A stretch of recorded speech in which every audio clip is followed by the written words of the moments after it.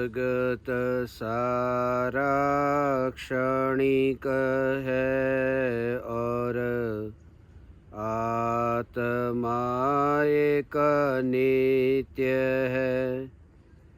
आत्मा का अनुभव बस एकमात्र नित्य है।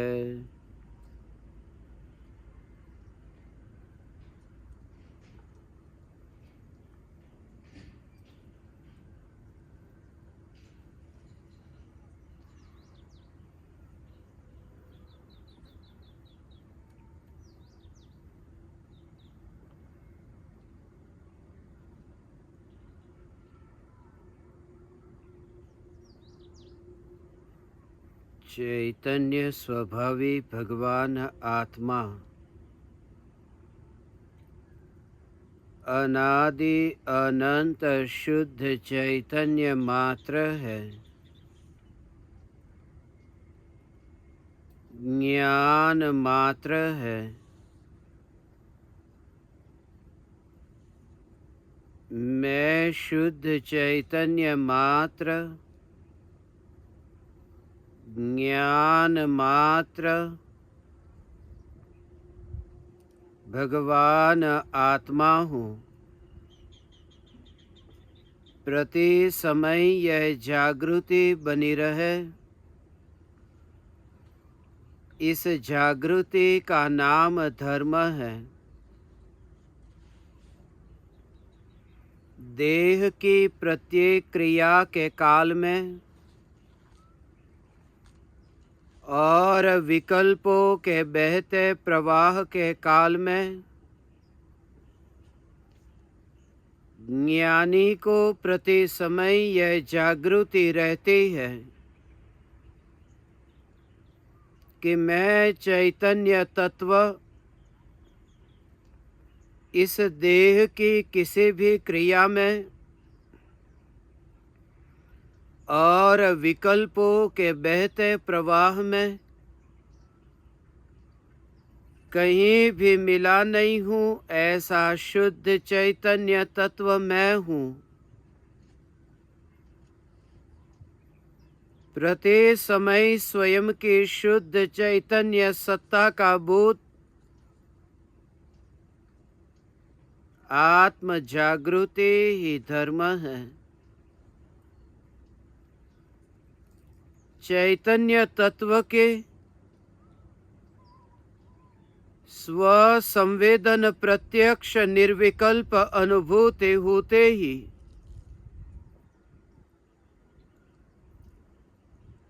देह होने पर भी देहातीत दशा प्रकट होती है।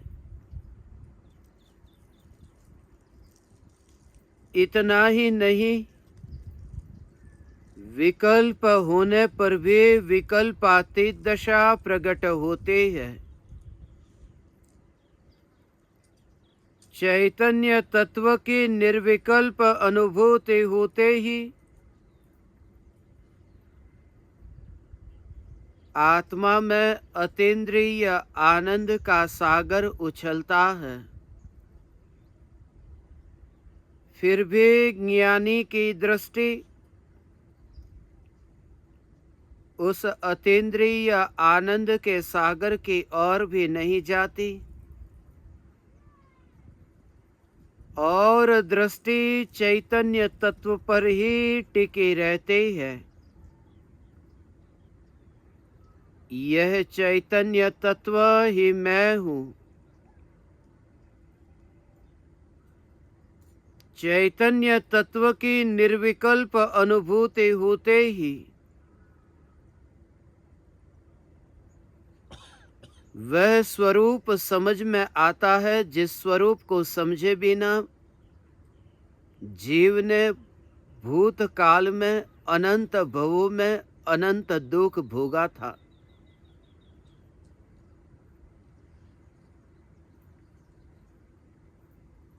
ज्ञान तो बहुत बार पाया था, समझ पहली बार आई।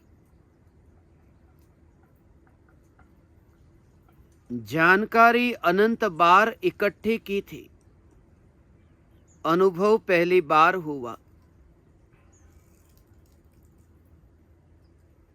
बुद्धि तो बहुत बढ़ी थी, मगर बढ़ती हुई बुद्धि से न्यारा बुद्ध चैतन्य परमात्मा मैं हूं ऐसी श्रद्धा न हुई थी। जिन्हें ऐसी अपूर्व श्रद्धा हुई वह ज्ञानी मोक्ष मार्ग का मुसाफिर है, संसार का मेहमान है। वह स्वयं में यह अनुभव करता हुआ कि मैं ज्ञायक देव हूं, चैतन्य उपवन में विहार करता हुआ ज्ञानी, जिसके भीतर ऐसे फूल खिलते हैं जिन फूलों की सुवास से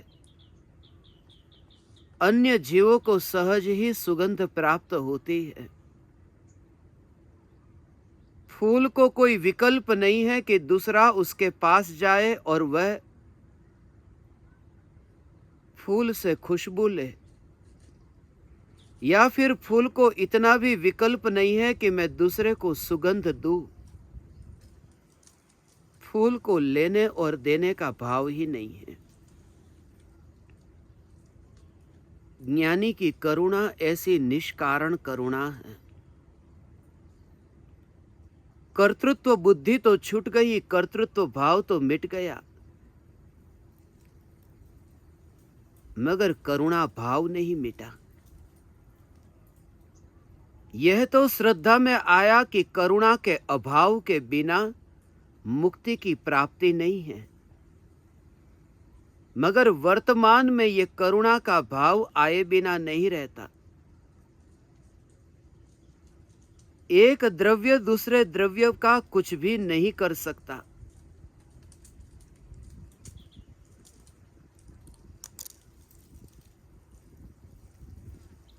चाहे वह ज्ञानी हो या अज्ञानी हो, चाहे वह जीव हो या फिर पुद्गल हो, एक द्रव्य दूसरे द्रव्य का कर्ता नहीं है। ऐसी यथार्थ श्रद्धा जिन्हें हुई वे देह की क्रिया के तो अकर्ता हुए, विकल्पों के भी अकर्ता हुए। दुकान पर जाने की क्रिया के तो अकर्ता हुए, दुकान पर जाने के भाव के भी अकर्ता हुए। भोजन की क्रिया के तो अकर्ता हुए, भोजन करने के भाव के भी अकर्ता हुए। मगर ये अकर्ता वाणी में नहीं है, विचारों में नहीं है, श्रद्धा में है। अज्ञानी यही भ्रमित हो जाता है, शिथिल आचरण करता है, शिथिल परिणामों का स्वीकार नहीं करता है और वाणी में यह बोलता है कि परिणामों का अकर्ता मैं हूं, मैं क्या करूं। प्रत्येक पर्याय क्रमबद्ध है। इस जगत में कुछ भी परिवर्तित नहीं किया जा सकता, तो मैं क्या करूं। ऐसा विचार करता है, ऐसा वाणी में बोलता है और स्वच्छंद होकर प्रवर्तता है।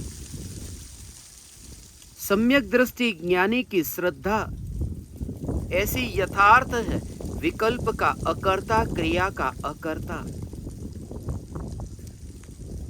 ऐसे ज्ञानी जन्म और मरण करती हुई उन पर्यायों का अकर्ता स्वयं को मानते हैं।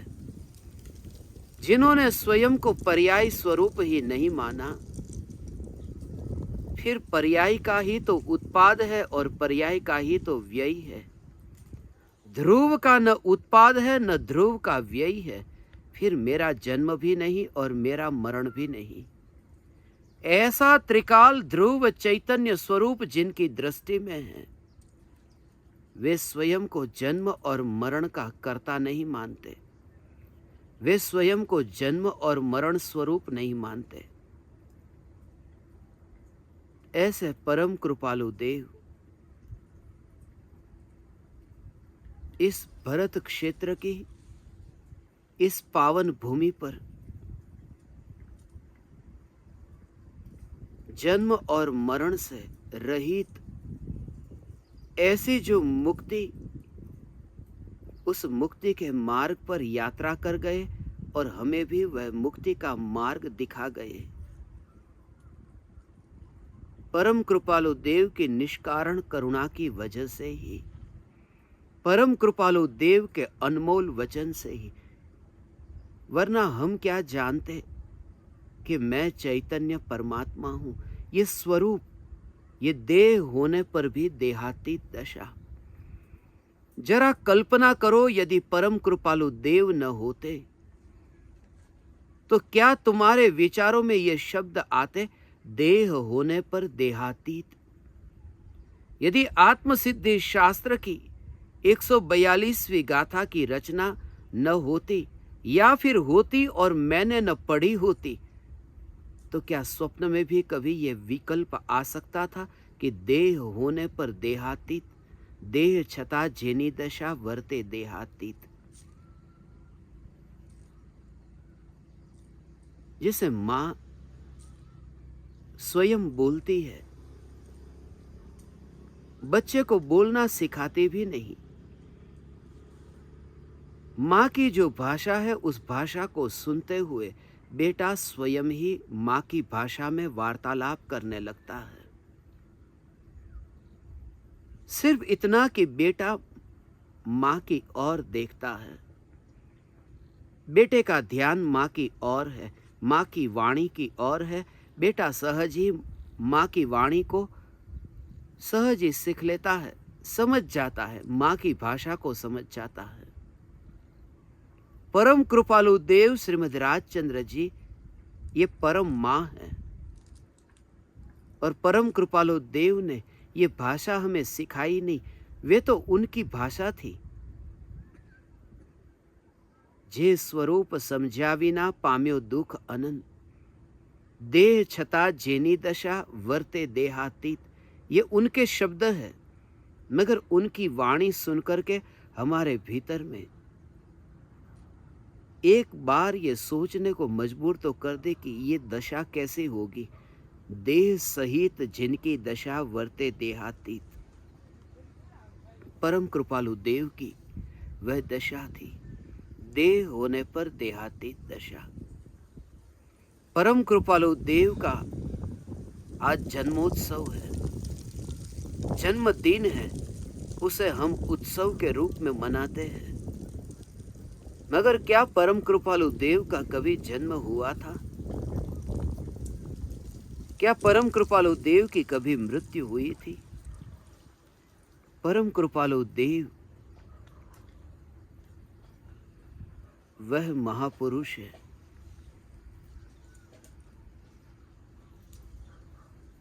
जो कुछ समय के लिए इस पृथ्वी पर मुलाकात लेकर चले गए। बीच में एक पड़ाव आया। महावीर भगवान की साक्षात दिव्य ध्वनि सुनकर सिद्ध शिला पर विराजमान होने से पहले बीच में ऐसा एक अंतराल आया। शायद वह अंतराल हम भव्य जीवों के लिए होगा कि परम कृपालु देव 33 बरस और 5 महीने के लिए इस भूमि को पवित्र कर गए। यह भूमि पवित्र है, मगर भूमि भूमि के कारण पवित्र नहीं है। भूमि उन पवित्र आत्माओं के योग के कारण पवित्र है। परम कृपालु देव स्वयं परम पवित्र है। इसलिए तो परम कृपालु देव के पावन चरण से ये भूमि भी पावन हुई। आज परम कृपालु देव का जन्मोत्सव है। सदियों सदियों तक ऐसे महापुरुषों के, ज्ञानियों के गुणगान गाए जाएंगे। हम भी गाते हैं। आदिनाथ भगवान से लेकर के महावीर भगवान तक 24 तीर्थंकरों के गुणगान गाते। जन्मे तो तीर्थंकर भी थे। यहां पर तो आदिनाथ भी जन्मे हैं और नेमिनाथ भी जन्मे हैं। यहां तो वर्धमान भी जन्मे, गौतम भी जन्मे। यहां पर तो अनंत ज्ञानी जन्मे मोक्ष गए, किन किन के जन्मदिन को हम याद करेंगे। इसलिए मैंने आज आप ज्ञान दीपकों को एक विशिष्ट परम प्रवचन के लिए आमंत्रण दिया। परम कृपालु देव के जन्मोत्सव को एक ज्ञान दीपकों के ढंग से मनाने के लिए।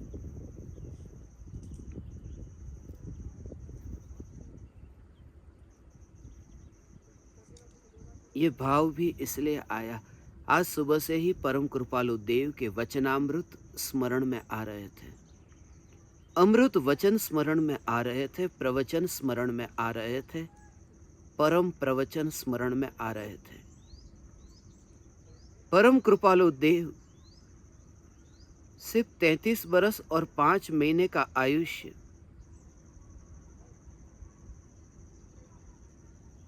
पूर्णिमा के दिन परम कृपालु देव का जन्म हुआ। आज की पूर्णिमा एक स्थान से जिन्होंने चातुर्मास में निवास किया, आज से उनका चातुर्मास पूरा हुआ। कार्तिक शुक्ल पूर्णिमा के दिन कहते हैं यह चातुर्मास पूरा हो जाता है। अब साधु संत विहार करते हैं। जगत के जीव को मुनियों के, साधुओं के दर्शन नहीं होते थे, एक ही जगत थे, उनके पास जाना पड़ता था। अब साधु विहार करेंगे, अब साधु गृहस्थ के पास जाएंगे, अब साधु का आगमन होगा। ये कार्तिक शुक्ल पूर्णिमा आज सुबह ही मुझे ऐसे स्मरण में आई जैसे महान संत विहार करता हुआ आज ही के दिन इस भारत की भूमि पर पधारा हो। इस भारत की भूमि पर जिस महान संत के दर्शन हुए हो, मगर बालक को बालक की अवस्था में हम पहचान नहीं पाते। बचपन में ही पूर्व भव के संस्कार से पता चलता है।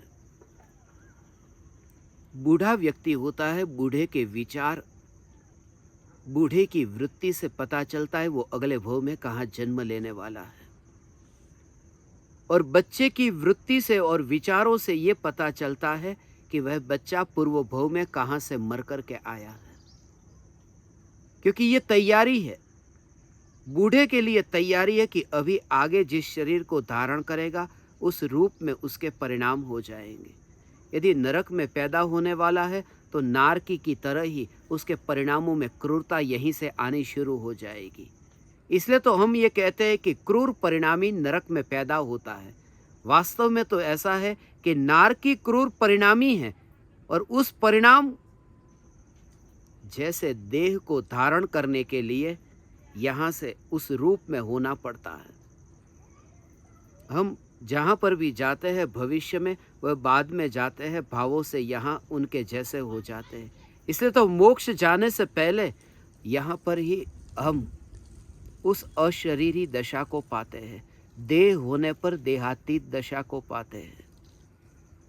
भविष्य में जहाँ जाना है, परम कृपालु देव वर्तमान में इस भारत की भूमि पर परम कृपालु देव जैसे महापुरुष इस पंचम काल में अब न होंगे। 21,000 वर्षों का पंचम काल और परम कृपालु देव जैसे महापुरुष, उसके पीछे बहुत कारण है। वे कारण भी मैं आज आपको बताऊंगा। परम कृपालु देव कोई साधारण पुरुष नहीं थे। यह बात अलग है कि उन्होंने एक बार भी स्वयं की विशिष्टता सिद्ध करने के लिए प्रयास नहीं किया। इस वजह से ही वे विशिष्ट है। जो सामान्य होकर के रहे वह विशिष्ट हो जाता है। जो विशिष्ट होने की दौड़ में भागता हो वह तो सामान्य है, क्योंकि सारी दुनिया उसी दौड़ में तो है। मैं विशिष्ट हूं। हमारा यही प्रयास रहता है, मैं विशिष्ट हूं। इसलिए तो हम कपड़े भी ऐसे पहनना चाहते हैं जैसे दूसरे ने न पहने हो, जैसे कपड़े दूसरे के पास न हो। हम गाड़ी ऐसी खरीद करके दूसरों को दिखाना चाहते हैं जो दूसरों के पास न हो। हम घर भी कुछ इस तरह से बनाना चाहते हैं जैसा दूसरों के पास न हो। उंगली में जो हमने अंगूठी पहनी है, अंगूठी में जो हीरा है, उस हीरे को बताना क्यों चाहते हैं? उस हीरे से मूल्यवान तो आंख है, मगर आज तक कभी आपको यह विचार आया कि मैं अपनी आंख दूसरों के सामने दिखाऊं, देख मेरे पास आंख है। जेब में 100 रुपये की नोट होगी तो दूसरों के सामने प्रदर्शन करने का भाव आएगा, क्योंकि वो अपने पास में है और दूसरों के पास में नहीं है। ये हीरा, सोना, चांदी, मोती, माणिक, ये हमारे पास में है, दूसरों के पास में नहीं है। बाकी 2 हाथ, 2 पैर, ये आंखें, ये कान, ये शरीर के अंग, ये तो सबके पास है। मगर हाँ, जानवरों के पास में हमारे जैसा शरीर नहीं है। मगर जानवरों को दिखाने का भाव भी नहीं आता, क्योंकि जानवरों के सामने जीत करके मिलेगा क्या? जीत हो तो उनके सामने हो जो हमारे जैसा हो। इसलिए मनुष्य का मनुष्य के साथ जो अहंकार है, ऐसा जानवर के साथ नहीं।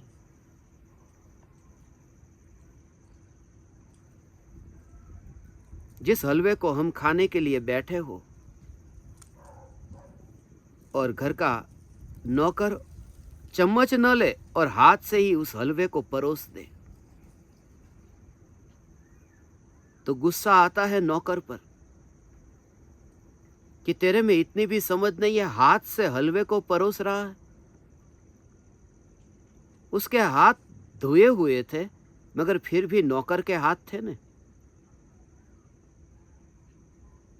और थोड़े ही समय पहले उस हलवे पर एक मक्खी बैठी थी, और वह मक्खी सुअर के विष्ठा के ऊपर बैठ करके फिर हलवे के ऊपर बैठी थी। एक तो सुअर विष्ठा खाने वाला,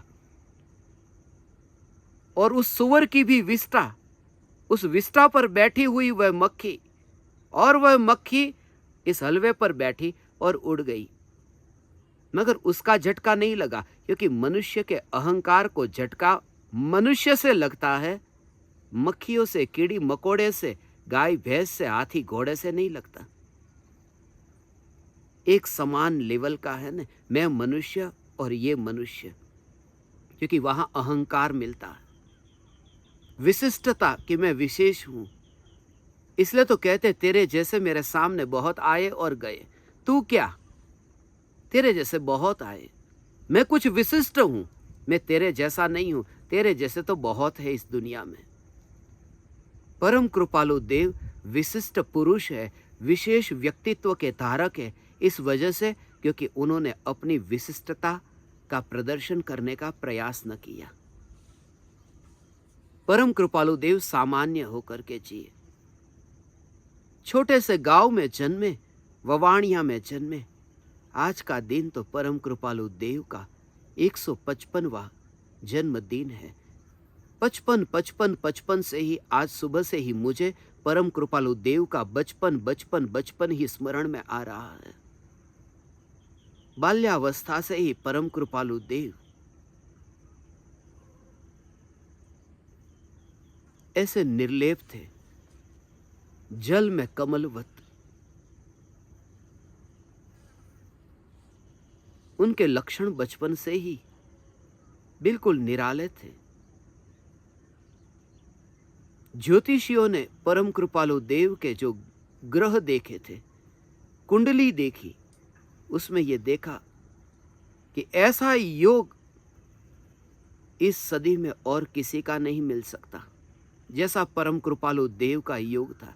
यद्यपि परम कृपालु देव भी ज्योतिष के जानकार हुए, मगर ज्योतिष के ज्ञान को भी परम कृपालु देव ने सिर्फ बुद्धि का खिलौना कहा।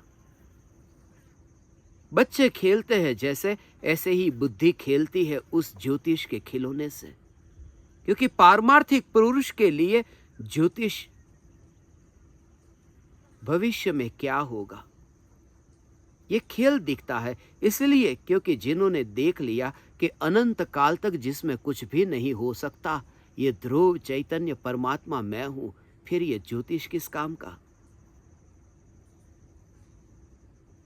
परम कृपालु देव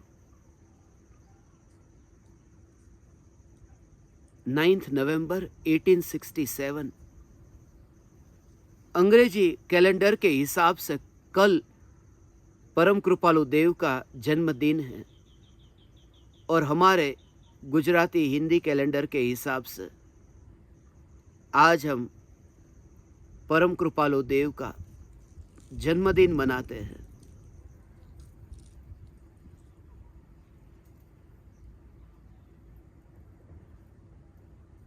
परम कृपालु देव में बचपन से ही ऐसी शक्ति थी, क्योंकि पूर्व में मृत्यु को देख करके आए थे, इसलिए ये मृत्यु कैसी होगी ये जिज्ञासा। यहां से ही परम कृपालु देव का जीवन शुरू होता है, मृत्यु के बोझ से जीवन की शुरुआत। अब आप ज्ञान दीपकों की समझ में भगवान आना चाहिए। गजपंथा में साधना के केंद्र बहुत है। यह गजपंथा पहाड़ भी है, 5 पहाड़ भी है, अंजनेरी भी है, पांडव लेणी भी है, बहुत सी जगह है। मगर जब भी मैं इस पावन भूमि पर प्रवेश करता हूं तो सबसे पहले स्मशान में क्यों जाता हूं? परम कृपालु देव की आध्यात्मिक यात्रा स्मशान से प्रारंभ हुई थी। 7 वर्ष की आयु में परम कृपालु देव ने बबूल के पेड़ पर चढ़ करके अमीचंद भाई के उस मृतदेह को देखा, क्योंकि बच्चे को स्मशान में जाने की अनुमति नहीं होती। मौत से तो डर लगता है, मौत को हम देखना ही नहीं चाहते, भयभीत हो जाते हैं। अभी 2 दिन पहले ही मैं बोरसद में था। एक सुनामी का जो वीडियो है, वो वीडियो मैं बोरसद में कुछ ज्ञान दीपकों को, साधकों को दिखाना चाहता था जो मेरे साथ बैठे थे। उन्होंने कहा कि मत दिखाओ, ये देख न पाएंगे, क्योंकि सुनामी की घटना सुनकर के ही रोम रोम कंपायमान हो जाते हैं, तो उन दृश्यों को देखेंगे तो क्या होगा। उन्होंने उस वीडियो को देखना भी न चाहा और मैंने भी न दिखाया। मगर मैं कहता हूं कि धर्म, अध्यात्म, इस मार्ग में प्रवेश करना हो तो मृत्यु से ही शुरुआत करो, मृत्यु के बोझ से। इसलिए अमृत की बात ही न कही, इसलिए तो अनित्य भावना से शुरुआत की और धर्म भावना पर पूर्णाहुति। 12 भावना में पहली भावना अनित्य भावना है, 12वीं भावना धर्म भावना है। इसलिए तो आप ज्ञान दीपकों को मंत्र भी दिया, यह जगत सारा क्षणिक है, अनित्य से शुरुआत और आत्मा का अनुभव बस एकमात्र नित्य है, ये धर्म है। आत्मानुभूति धर्म है, उसे अंत में लिया। क्षणिक का बोध, आत्मा कहां से आता है, कहां जाता है, ये है क्या? बचपन में ये जिज्ञासा होती है, बच्चों को विशिष्ट होती है। इसलिए बचपन में बच्चे भी जीव जंतु को मारते हैं। मैंने भी न जाने कितने कितने जीव जंतु को मारा होगा, चींटियों को मारा होगा। इस उत्कंठा से लाओ मैं देख लूं, इस गाड़ी के अंदर गाड़ी चलाने वाला ड्राइवर कौन होगा। लाओ मैं देखता हूं कौन चला रहा है इस गाड़ी को। मगर थोड़ी देर में ही वह गाड़ी तो वहीं ठहर जाती, गाड़ी चलाने वाला तो निकल गया। मगर बचपन में ये जिज्ञासा होती, ये जो शरीर चलता है, बोलता है, खाता पीता है, ये जो देह की क्रिया होती है, ये देह की क्रिया कैसे होती होगी, ये कौन करता होगा इस देह की क्रिया को। परम कृपालु देव को बचपन से ही वह भाव था, क्योंकि पूर्व भव के संस्कार थे। पूर्व भव के संस्कार जहां हो वहां पर तुम्हें यह भाव आएगा, मृत्यु क्या है, जीवन क्या है, आत्मा क्या है, वह बात बाद की है।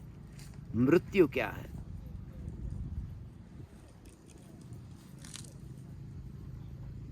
और तभी परम कृपालु देव को जाति स्मरण ज्ञान हुआ।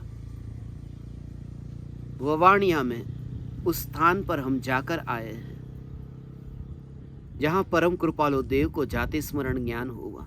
वहां पर एक पेड़ है, उस पेड़ में मैंने ज्ञान दीपकों को 5 ज्ञान के भेद बताए थे उस पेड़ की डालियों में, और 336 भेद उस पेड़ में से, मति ज्ञान के 336 भेद कैसे कैसे करते हुए उस डाली में से निकलते हैं। एक शाखा से दूसरी शाखा, दूसरी में से फिर और 4 भेद, 4 भेद में से और भेद, ऐसे वहां पर वो वृक्ष 4 साल पहले, 3-4 साल पहले ही देखा था। परम कृपालु देव ने बबूल के पेड़ के ऊपर चढ़ करके उस मृतदेह को देखा। यह निमित्त बन गया और जाति स्मरण ज्ञान हुआ। निमित्त कोई भी हो सकता है जाति स्मरण ज्ञान का। एक तारा नीचे गिरे और जाति स्मरण ज्ञान हो। आकाश में मेघ धनुष बने और पल भर में बिखर जाए, उसमें जाति स्मरण ज्ञान हो। जाति स्मरण ज्ञान के बहुत से कारण हैं। शरीर में इतनी वेदना होती हो, इतनी पीड़ा होती हो और जाति स्मरण ज्ञान हो, मगर वास्तव में वो जाति स्मरण ज्ञान मेरी जाति का स्मरण नहीं है, वह देह की जाति का स्मरण है कि पिछले भव में कहाँ था, कौन थे वहाँ, कैसी कैसी घटनाएं घटी थी। वास्तव में जाति स्मरण तो वह है जिसमें स्वरूप की जाति का अनुभव हो कि मैं सिद्धों की जाति का हूं, मैं सिद्ध हूं। प्रति समय ये स्मरण बना रहे, जागृति बनी रहे कि मेरी जाति क्या है, मैं सिद्ध हूं। परम कृपालु देव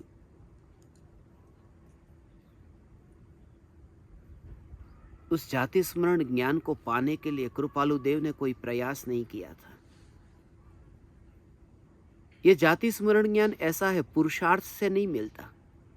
यह जाति स्मरण ज्ञान आत्मा का वैभव नहीं है, इसलिए क्योंकि यह जाति स्मरण ज्ञान अत्यंत पापी ऐसे नारकियों को भी हो सकता है। इसमें कोई धर्म का चिन्ह नहीं है, सिर्फ पूर्व भवों का स्मरण नारकियों को हो सकता है। मार काट करते हुए नारकी को ज्ञान तो पूर्व भव का होता है, मगर उसका दुरुपयोग करते हैं। जैसे आपने सुना है ना कि माँ और बेटी के रूप में पूर्व भव में थे, 2 नारकी को स्मरण में आ गए कि ये मेरी माँ थी, ये मेरी बेटी थी, और दोनों वर्तमान में नरक में हैं, एक दूसरे को मारते हैं, काटते हैं।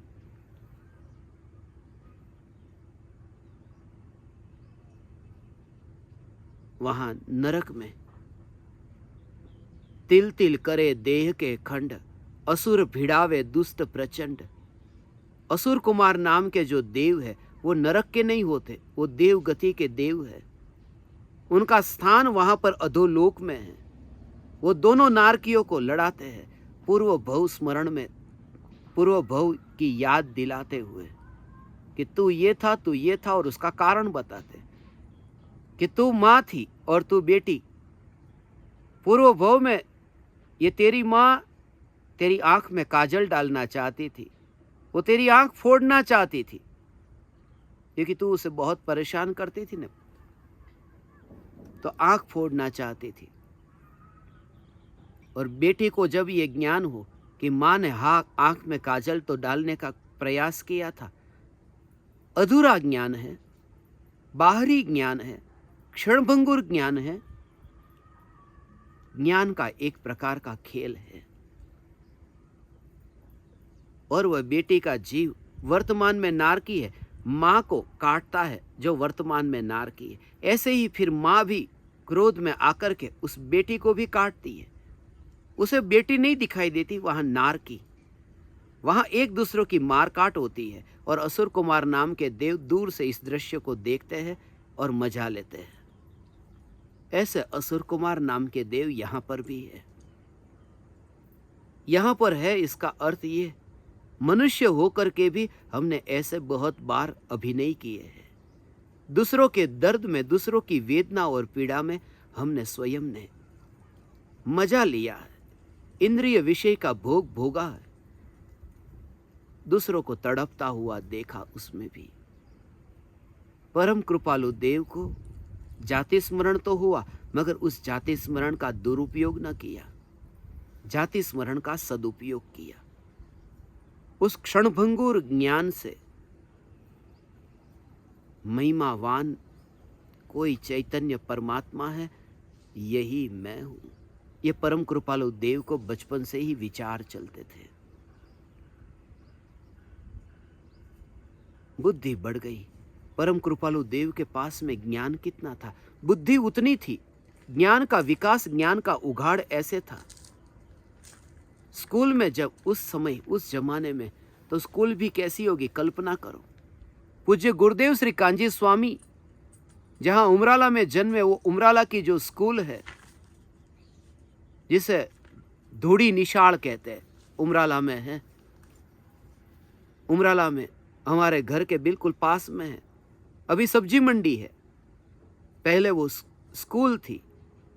धूड़ी, धूड़ी का मतलब धूल में, वहां पर मिट्टी में नीचे लिखते, जैसे हम मिट्टी के ऊपर लिखे एक और एक मिला करके फिर दो। उस समय कहाँ पेन थी, कहाँ कागज, कि गांव में कहाँ ढूंढने जाओ ये सब। और ऐसे एक और एक दो पढ़ाया जाता था। और ऐसे स्कूल में पूज्य गुरुदेव श्री कांजी स्वामी पढ़े थे। परम कृपालु देव भी जिस स्कूल में पढ़े बचपन में, मगर वहां पर भी जैसे जिसकी काबिलियत, उस हिसाब से मेरे समय में भी मुझे पता है कि एक साथ में दो कक्षा एक साथ में पढ़ सके, ऐसी सुविधा थी। यदि तुम्हारे पास में इतनी बुद्धि है तो, यदि तुम एक ही साल में यदि 2 वर्षों का अध्ययन करो और 2 वर्षों का अध्ययन करके 2 वर्षों की परीक्षा यदि तुम एक साथ में दो और पास हो जाओ, तो फिर तुम्हें तीसरी साल में प्रवेश मिल जाएगा।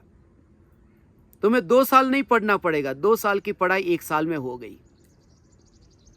परम कृपालु देव की ऐसी बुद्धि थी।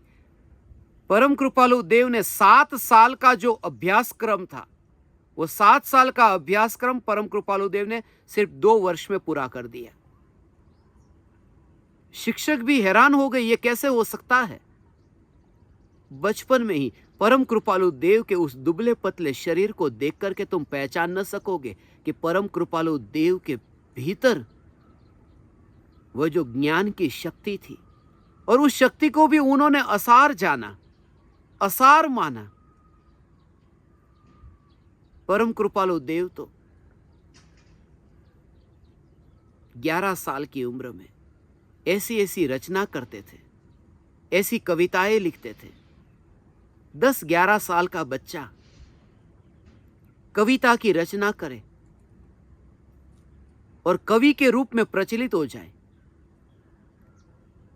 आज भारत के राष्ट्रपिता महात्मा गांधी, गांधी जी के भी आध्यात्मिक गुरु, जिनको गांधी जी ने कवि के रूप में संबोधन किया, कवि कवि कवि, परम कृपालु देव बचपन के कवि थे। परम कृपालु देव ने इतनी रचना की है, 1000 संकलन तो आपको वचनामृत में मिलते हैं, श्रीमद् राजचंद्र के वचनामृत में। और परम कृपालु देव के देह छूटने के बाद में एक बोरी मिली थी, थैलो कोथड़ो, उस बोरी के अंदर लिखे हुए इतने खत मिले थे। तुम जरा विचार करना, सिर्फ 33 वर्ष और 5 महीने, इतना आयुष्य वाला कोई व्यक्ति, ये कब उसे ये समय मिला होगा? उन्होंने ये कब लिखा, कब पढ़ा, कब ये जाना, कब ये अभ्यास किया? इसलिए कहता हूं परम कृपालु देव अब दोबारा न होंगे। ये वचन इतिहास के पन्ने पर लिखे जाएंगे। परम कृपालु देव जैसा महापुरुष उन्हें पहचान न सके उस जमाने में लोग किस जमाने में पहचान सके हैं। पूज्य गुरुदेव श्री को पूज्य गुरुदेव श्री के समय ही कौन पहचान सका? कुछ ही विरले। बेन श्री बेन चंपा बेन, नेहलचंद जी सोगानी, कुछ ही विरले।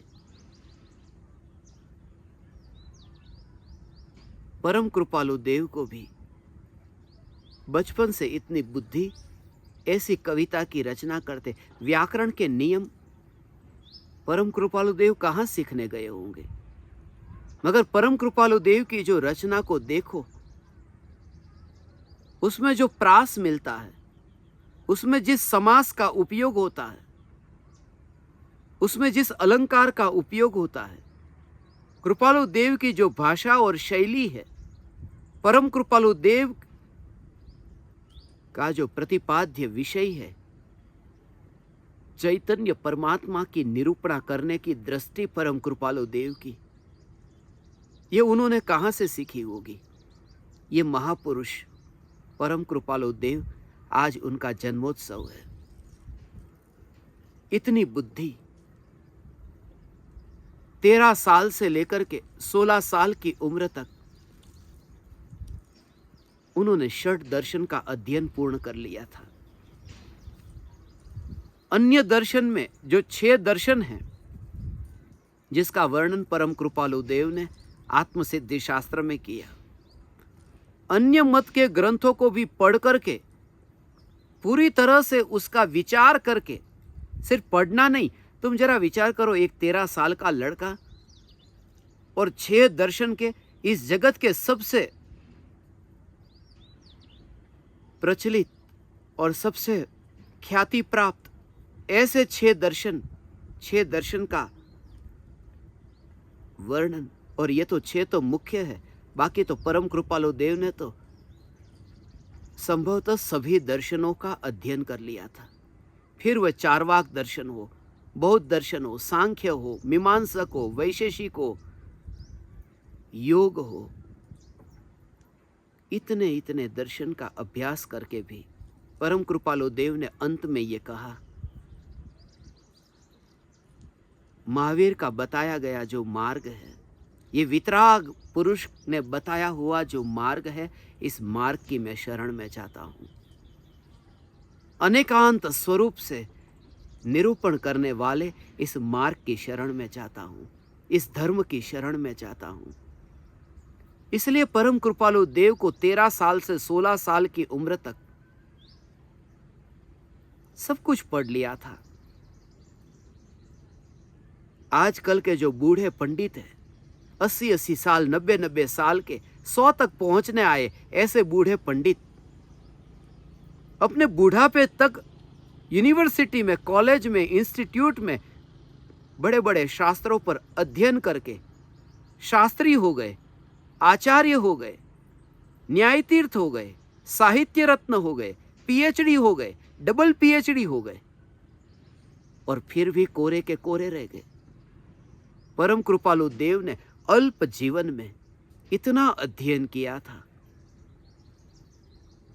परम कृपालु देव की ये शक्ति, परम कृपालु देव कोई भी वाक्य को पढ़ते पढ़ते ही उन्हें याद हो जाता था,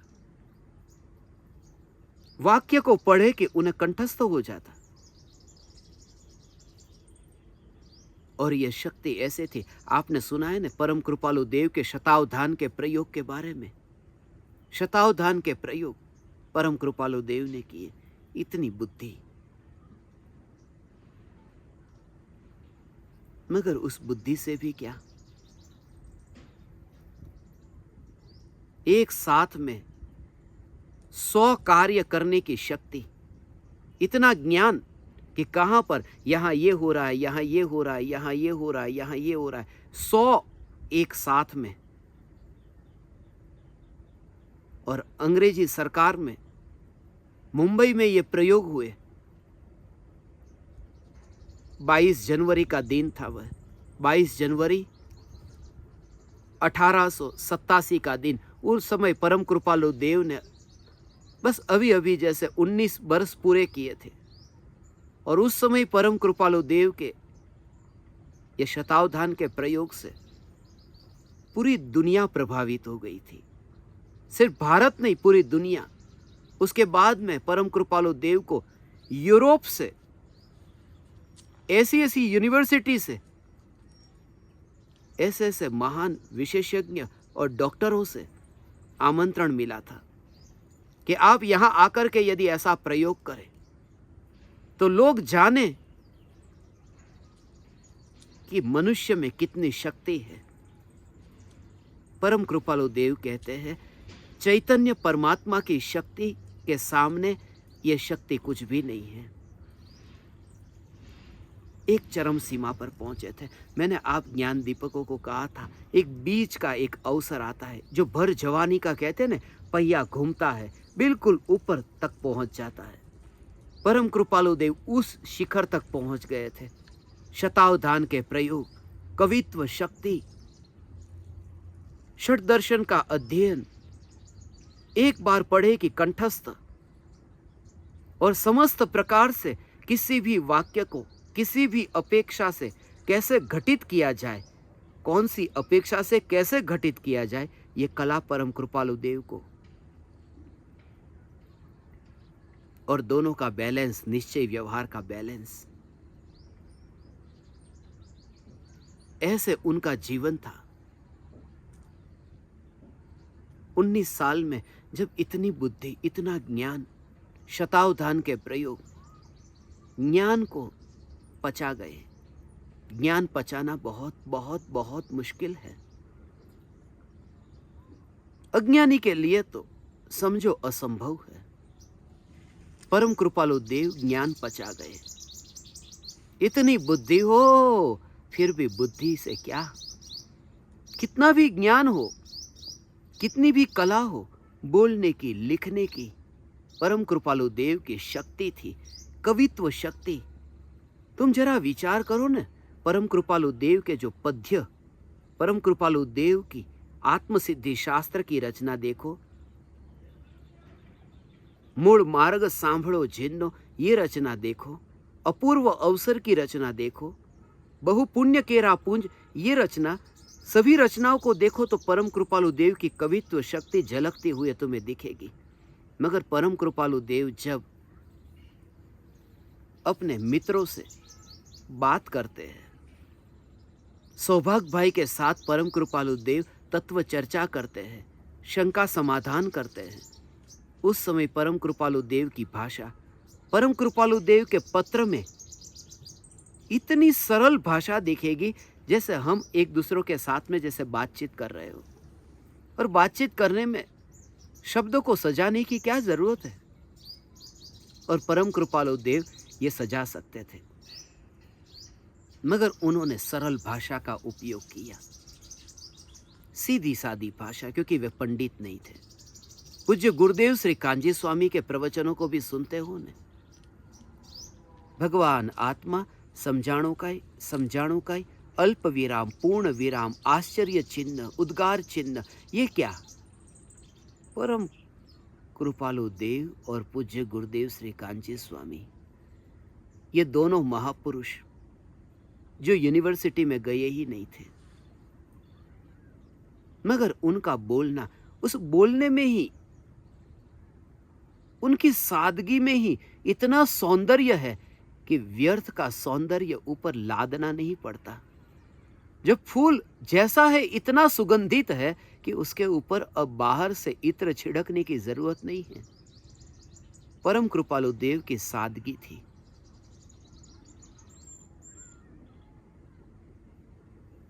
बाईस जनवरी का दिन परम कृपालु देव ने यह प्रयोग तो किए। मुंबई समाचार के उस अखबार में भी, उस समय भी मुंबई समाचार चलता था, अखबार में परम कृपालु देव के पहले पन्ने पर ऐसी खबर छपी, ये कोई साधारण पुरुष नहीं, ये एक चमत्कारी पुरुष है।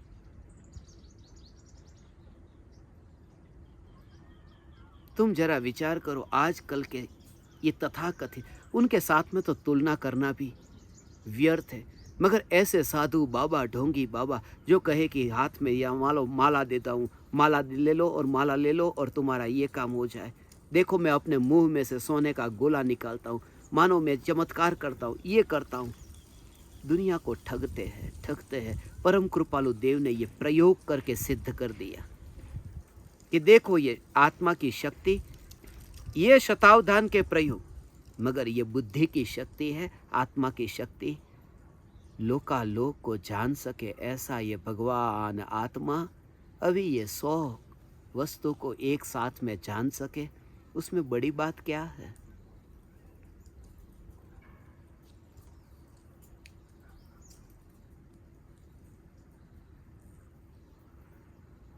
उनको उस रूप में तुम देखो,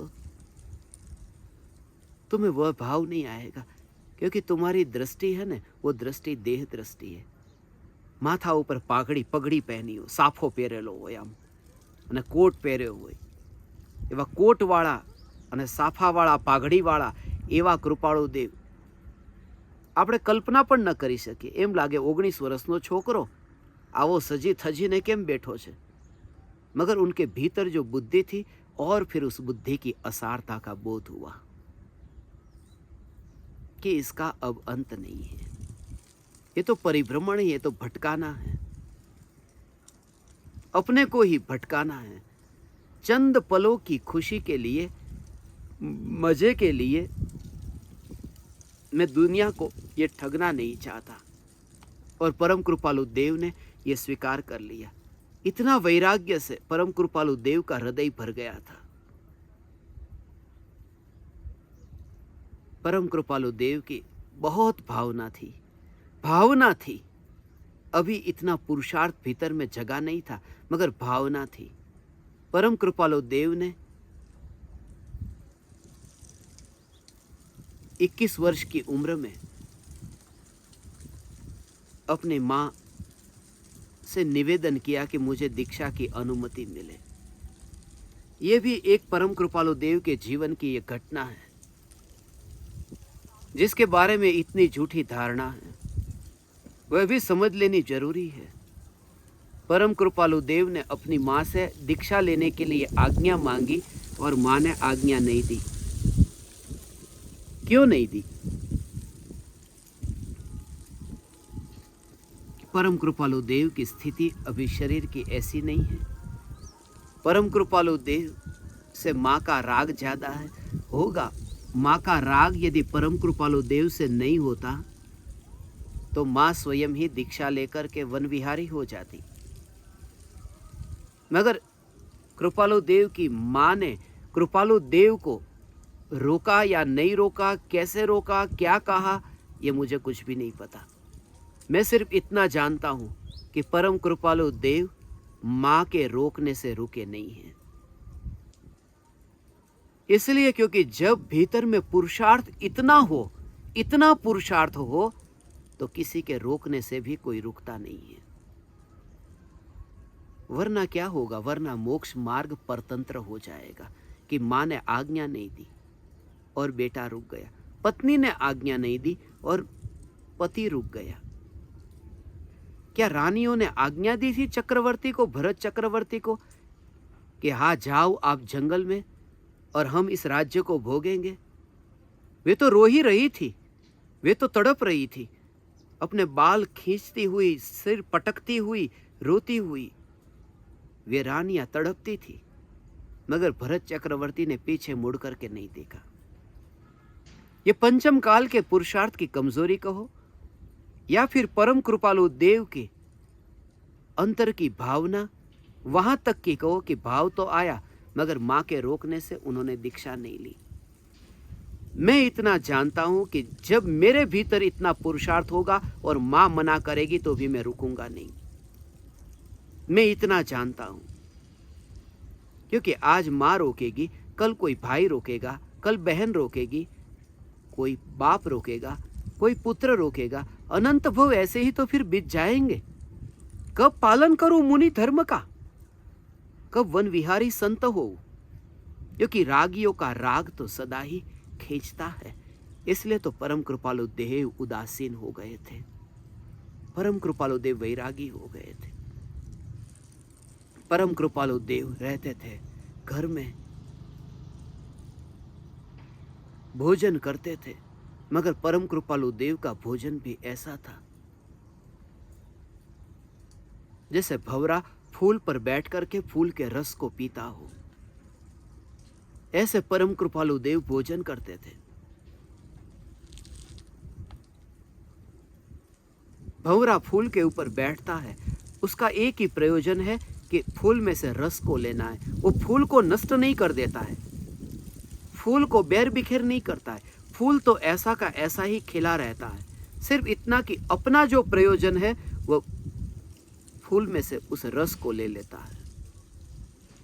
परम कृपालु देव का प्रयोजन सिर्फ इतना था कि शरीर को आहार की जरूरत है। परम कृपालु देव का तो ये वाक्य है, आहार लेना ही मत। पहले तो परम कृपालु देव ये कहते आहार लेना ही मत, और यदि लेना पड़े फिर वहां से शुरुआत की है। परम कृपालु देव की दृष्टि थी पहले तो फूल पर बैठना ही मत, और यदि फूल पर बैठना पड़े और रस को पीना पड़े तो ध्यान रखना कि पंखुड़ी को जरा भी ठेस न पहुंचे। इसलिए कृपालु देव भोजन करते, परिवारजनों को ठेस न पहुंचे, ऐसा भोजन। आज देखते हो ना, घर में एक व्यक्ति यदि धार्मिक जैसा हो जाए तो सारे घर में कोलाहल मच जाता है। इसके लिए उबाला हुआ पानी लाओ, ये लाओ, वो लाओ, रोज की झंझट। और वह क्रियाकांड से लोग इतने ऊब जाते और उसके जीवन में धर्म की कोई महक नहीं होती। फूल खिला ही नहीं, महक क्या होगी।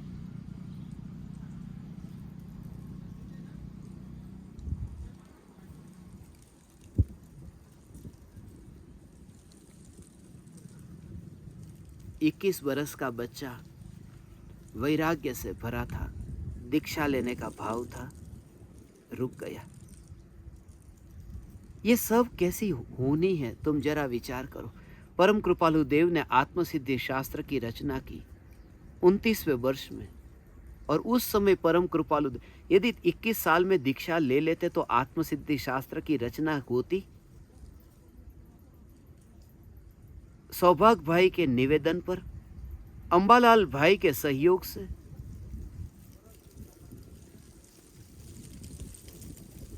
मगर जब आत्मसिद्धि शास्त्र हमारे पास आना ही हो, वह लिखा जाना ही हो, तो उस समय ऐसी घटना भी होगी। मां मना करेगी, परम कृपालु देव दीक्षा नहीं लेंगे। संसार को असार देखा। हे ज्ञान दीपक, परम कृपालु देव व्यापारी तो थे, मुंबई में जवाहरात का व्यापार, गुरुदेव कहते थे लाखों का व्यापार, मगर व्यापार करते समय भी उनकी वृत्ति व्यापारी वृत्ति नहीं थी। व्यापार करते समय भी इतनी प्रामाणिकता थी।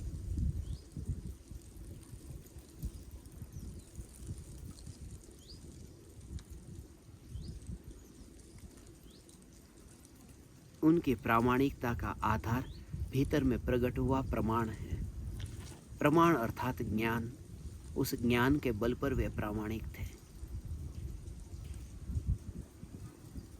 परम कृपालु देव ने भी धर्म पर्यटन किया। ये परम कृपालु देव का भाव था। बचपन से ही वह भावना कृपालु देव की रही थी। इसलिए तो ये जो वचनामृत के 27वें पत्र में ये परम कृपालु देव की भावना, संपूर्ण सृष्टि में पर्यटन करके सत्य धर्म की स्थापना करूंगा, यह भाव परम कृपालु देव को आया था। यह स्वप्न परम कृपालु देव का था, धर्म पर्यटन। यह शब्द जो है, यह धर्म पर्यटन, ये मुझे बहुत प्रीतिकर लगता है। इसलिए मैंने तत्व प्रचार की यात्रा के लिए धर्म पर्यटन शब्द चुना। परम कृपालु देव की याद बनी रहे।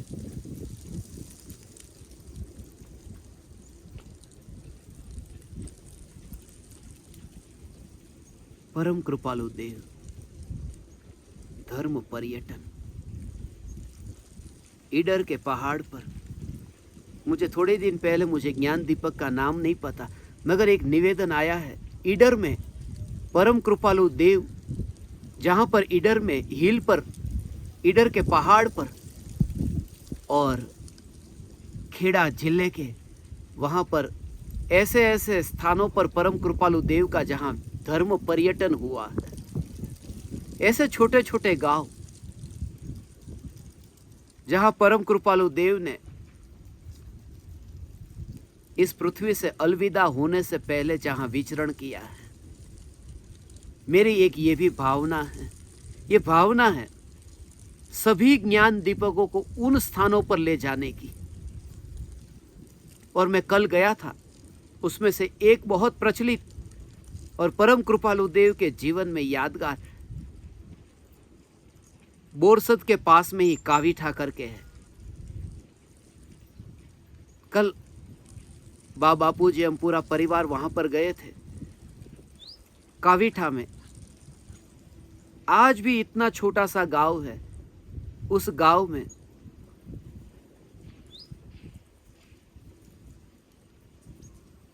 परम कृपालु देव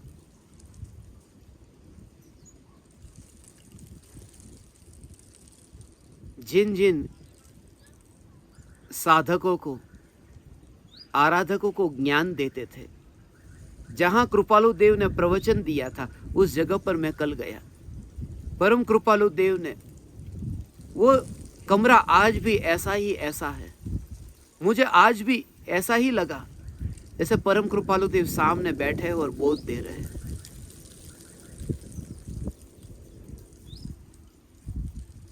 बुद्धि नहीं, इतने भोले जीव है वहां पर। और जिसे दुनिया जन्म से जैन कहती है, एक भी व्यक्ति वहां पर मुझे ऐसा ना मिला जो जन्म से जैन हो। ज्यादातर लोग पटेल है और कोई ना कोई है, क्या फर्क पड़ता है। और मैंने जब उनसे मिलकर के उनसे चर्चा की तो मैं उनसे इतना प्रभावित हुआ कि सचमुच ही आप परम कृपालु देव के वारिस हो, जिन्होंने कृपालु देव के शब्दों को भाव से ग्रहण किया है। कावीठा करके एक जगह है जहां पर हम कल गए थे। इसके अलावा भी बांधनी है, बांधनी में भी परम कृपालु देव ने विचरण किया है। खेड़ा में और भी उत्तरसंडा है, वासो है। ज्ञान दीपक ने कहा था ईडर के उस पहाड़ पर जहां परम कृपालु देव रात्रि में ध्यान के लिए बैठते थे। मैंने सुना है रात्रि में ध्यान के समय परम कृपालु देव, जो आप देखते हैं ना, वो पोतली जैसा एक जैसे टॉवेल लिपटा हो, लंगोट जैसा, बस इतना ही वो पहन करके रात के समय जहां ईडर के पहाड़ पर, और कभी कभी कहते हैं कि वस्त्र भी उतार देते थे अंधेरे में। ये परम कृपालु देव जंगल में रहते थे, गृहस्थ थे। गृहस्थ होकर के जंगल में रहने की जरूरत क्या।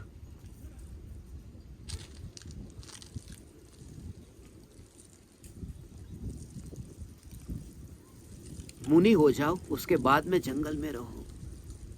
इसलिए लोग मुझसे कहते थे कि जब मैं इन जंगलों में आता हूं, स्मशान में आता हूं, कि अभी तो माँ बाप जीवंत है ना, जिंदा है ना,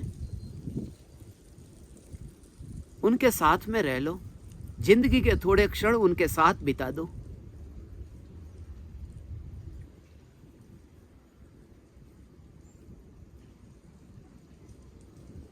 क्या पता कल उनके साथ रहने का अवसर मिले या न मिले, मुझे नहीं पता। परम कृपालु देव को भी किसी ने नहीं कहा होगा, फिर परम कृपालु देव वहां विचरण क्यों कर रहे थे? क्योंकि परम कृपालु देव जानते थे कि मां तो रहेगी मगर ये रायचंद न रहेगा। परम कृपालु देव की दृष्टि दीर्घ थी। बहुत अल्प काल के लिए इस पृथ्वी पर आया हूं, मेरा आयुष्य दीर्घ नहीं है,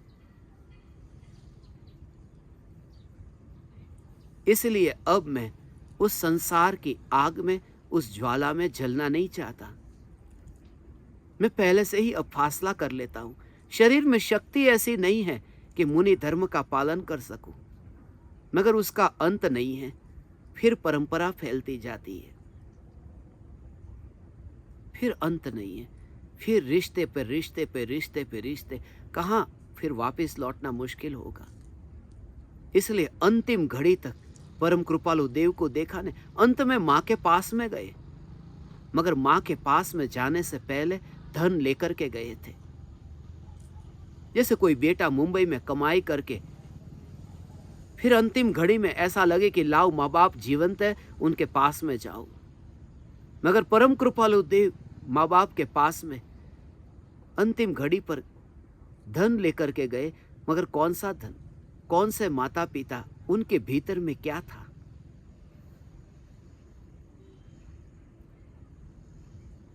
अरिहंत मारा पिता, जिन वाणी मारी माता। और जो धन कमाया है वह धन अंत में वे देकर गए। कोई मुझे बुलाना मत।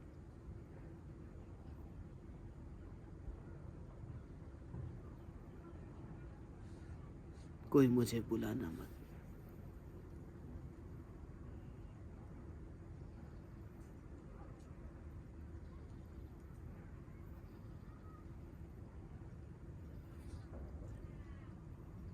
ऐसा ही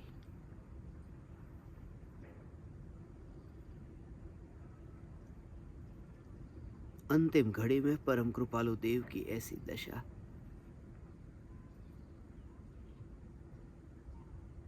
पाठ तो ने जे पाठ, जिस पाठ के ऊपर जो अपन देखते हैं ना ववाणिया में,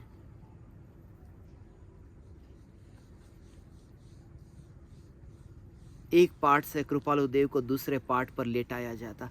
चमड़ी है चिपक जाती थी ना, पाठ के साथ में शरीर इतना गर्म हो जाता था। अंतिम घड़ी में ऐसी शरीर की स्थिति कि यदि 3 घंटे 4 घंटे शरीर पाठ के ऊपर लेटा रहे तो चमड़ी चिपक जाए, तो उन्हें मूव करना पड़ता एक जगह से दूसरे पाठ पर, एक पाठ से दूसरे पाठ पर। और जैसे ही परम कृपालु देव एक पाठ को छोड़ते न, तुरंत ही कृपालु देव ये कहते, जैसे ही एक पाठ को मैंने छोड़ दिया, ऐसे ही मैं इस देह को भी छोड़ रहा हूं। जैसे ये पाठ छोड़ा है ऐसे ही देह छोड़ रहा हूं। कोई मुझे बुलाना मत, मैं अपने स्वरूप में लीन होता हूं। ऐसे ही परम कृपालु देव ने अंतिम बार उस पाठ को भी छोड़ा और देह को भी छोड़ा। धर्म पर्यटन कर गए। परम कृपालु देव का धर्म पर्यटन निराला था। आज परम कृपालु देव का जन्मदिन है, मगर जन्मदिन के अवसर पर मैं उनके मृत्यु दिन की चर्चा इसलिए कर रहा हूं क्योंकि हम मृत्यु की घटना से ही जन्म लेने वाले की महिमा जानते हैं कि अरे ऐसे महापुरुष जन्मे और हम पहचान न पाए। वे आए और चले गए। हे ज्ञान दीपक, आज कृपालु देव का जन्मदिन है। यहां प्रत्येक आत्मा कृपालु देव होने के लिए है।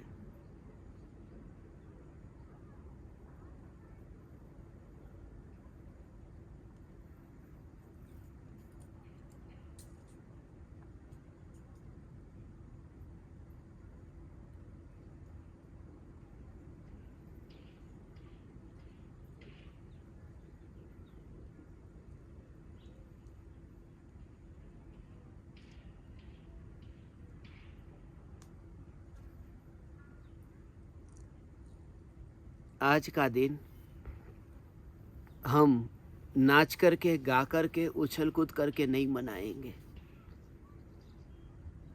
क्योंकि जितनी भी तस्वीर मैंने परम कृपालु देव की देखी, एक भी तस्वीर ऐसी नहीं देखी जिस तस्वीर में परम कृपालु देव हंसते हो। हंसे तो होंगे अपने जीवन में, ये तस्वीर क्यों नहीं? क्योंकि परम कृपालु देव की पहचान बताना चाहते हैं। परम कृपालु देव की संसार से उदासीन वृत्ति बताना चाहते हैं। परम कृपालु देव की अंतर की एकाग्रता बताना चाहते हैं।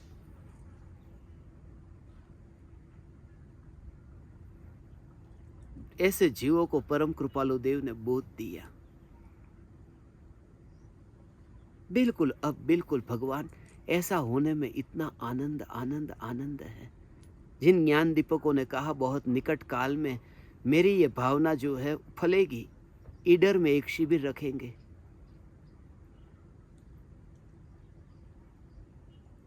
और इन सभी स्थानों पर मुझे कल तो कितनी जगह से आमंत्रण आया, जब सबको पता चला कि मैं वहां गया था। उत्तरसंडा, ये वासो, नडियाद, सब जगह जाएंगे। और वहां के जंगलों में, आज भी वो जंगल है। कल मैं माँ बापू जी को दिखा रहा था, देखो ये जंगल आज भी ऐसे ही। लघुराज स्वामी के जीवन की एक घटना मैंने उस जगह पर बताई, जिस जंगल में, जिस पेड़ के पास में वो घटना घटी। वो पेड़ वही होगा या नहीं मुझे पता नहीं, मगर वो जगह वही है। सुबह सुबह का समय था।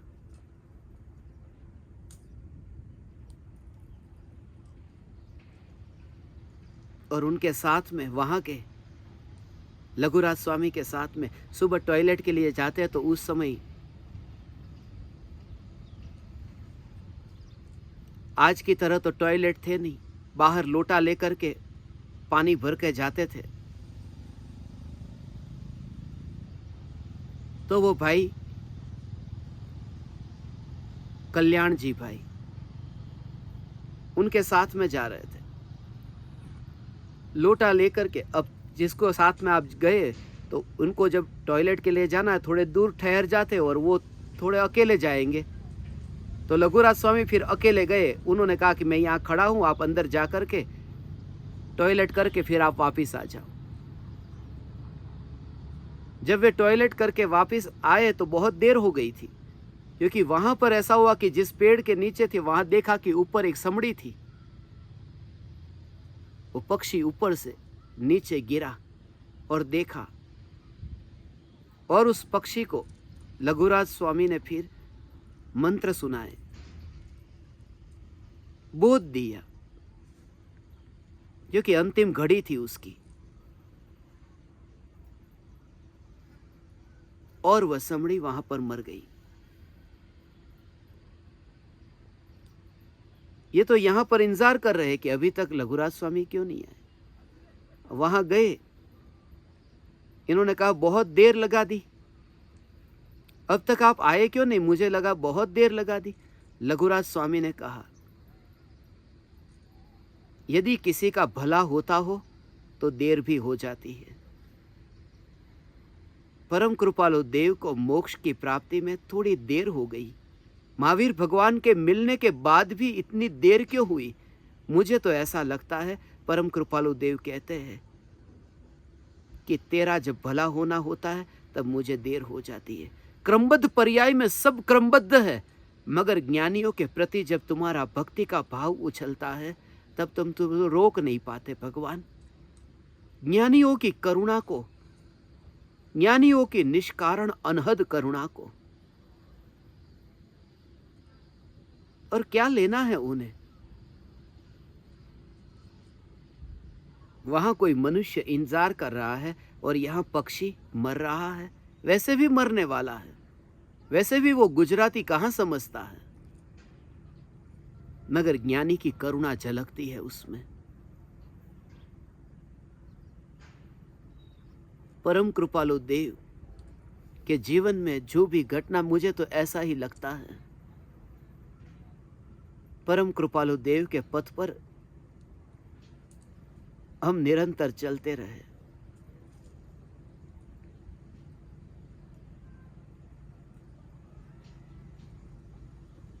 मैं परम कृपालु देव के चरण की रज को अपने सिर पर धारण करता हूं, मगर जब जब भी मुझे जीवन में जो भी घटना घटी है न, उसमें परम कृपालु देव हर बार स्मरण में आए। जब मैं कहता हूं मैं मुर्दे के पीछे, मेरे एक मित्र के दादा मर गए थे, तब मैं सबसे पहली बार 7 वर्ष की उम्र में स्मशान में गया था। तब से स्मशान के पीछे पड़ गया। उमराला में जो रहते हैं वो पहचानते हैं। मेरे मित्र के दादा संतराम उसका नाम था, मेरे साथ में ही पढ़ता था। उसके दादा की मृत्यु हुई। मरने से पहले सब लोग उनके मुंह में मीठा पानी, मीठा जल, शरबत कुछ न कुछ पिला रहे, और थोड़ी ही देर बाद उनको बांध दिया रस्सी से। मुझे ऐसा लगा ये क्या कर रहे हैं रस्सी के साथ में। अभी थोड़ी देर पहले तो खिलाते पिलाते हैं। ये दुनिया वाले लोग कैसे हैं? ये कैसे स्वार्थी है? थोड़ी देर पहले तो इतना राग और अब इतना द्वेष। और बांधा तब तक तो ठीक। उस समय मैं गया था बीच में, मुझे आज भी वो याद है, धक्का मार करके मुझे भगा दिया गया था, हटा दिया था। उस समय मैंने बोला ये क्या कर रहे हो?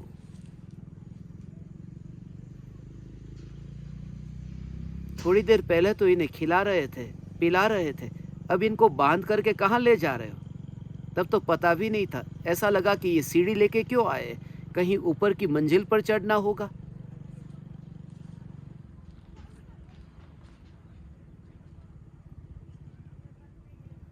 मगर बाद में पता चला वो निसरनी नहीं है, वो सीढ़ी नहीं है, वो तो जनाजा है जिसके ऊपर मुर्दे को लेकर के लेटाना है। रस्सी भी लेके आए। जैसे रोज बिना रस्सी का घर से निकलता था, घर पे लौटता था, आज बांध करके निकालो, वापस दोबारा घर में न आए। मुर्दे को इसलिए, और बाहर जब जाता था तो आता था, आज वहां पर जाओ, बांध करके लेके जाओ और जला दो कि दोबारा फिर न आए। और जला दो नहीं, जब तक पूरा न जल जाए वहां खड़े रहो। क्या पता आधा अधूरा जला हुआ वापिस आए। 7 बरस में मुझे परम कृपालु देव का वह भाव स्मरण में आता। तब परम कृपालु देव, परम कृपालु देव, परम कृपालु देव, परम कृपालु देव। और जो सत्य है वो बाहर आए बिना नहीं रहता। बीच में कुछ वर्षों के लिए भले पंडित्य, भले कवि हो गए, मगर सत्य तो जो है वही है। कैसी भी लब्धि हो, भाषा की लब्धि हो, कैसी भी, एक ही समय में, सेकंड भी नहीं, एक समय में, जैसे राख की दीवार का पड़ोसी की 142 गाथा, और 142 गाथा में जो चौपाई लिखी है, मुझे तो चौपाई का ये भी पता नहीं था। 16 मात्राएं होती है और 4 चरण होते हैं। लिखते लिखते लिखते लिखते तब फिर परम कृपालु देव हर पल स्मरण में आए कि ये बुद्धि, ये कवित्व शक्ति, ये भगवान परम कृपालु देव के मार्ग पर हमें चलना है। हमें इस बुद्धि में नहीं अटकना है, हमें भाषा लब्धि में नहीं अटकना है, हमें शक्तियों में नहीं अटकना है। हमारी मंजिल कोई और है।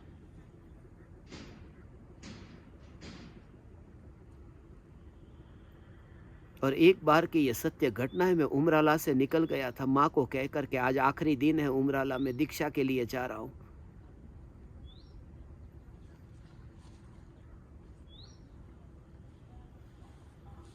पच्चीस जुलाई 2009 का वह दिन था।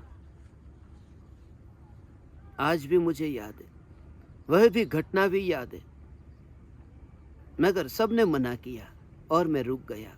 उसके पीछे भी बहुत कारण है, मैं ज्ञान दीपकों को कभी बताऊंगा। तुम सुनोगे, तुम्हें लगेगा कि एक छोटी सी भूल से कितनी विराट यात्रा में अवधान, अवरोध आता है।